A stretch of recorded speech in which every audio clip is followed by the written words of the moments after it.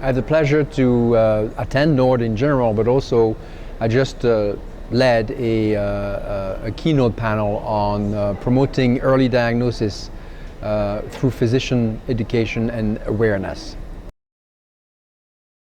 We had a very diverse panel with experts from different aspects, which really led to an interesting conversation. We had Bob Saul, who is a physician and is with the American Academy of Pediatrics, Genetics in Primary Care.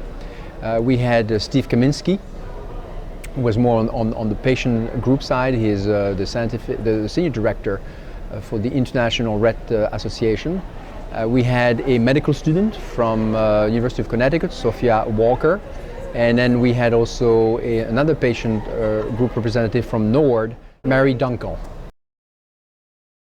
So we discussed a number of topics from the issues and the opportunities around physician educations, and there we actually talked about, are we really talking about physicians, or should we not be talking about clinicians in general? So the nurses, the pharmacists, the optometrist, the occupational therapist, the physical therapist, etc. So the healthcare professionals in general.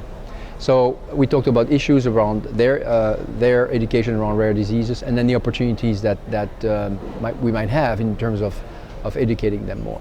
We talked about the role of patients and patient groups in helping bridge that gap.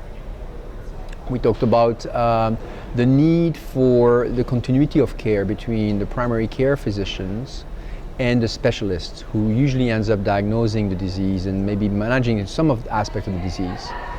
We talked about the need to educate the payers.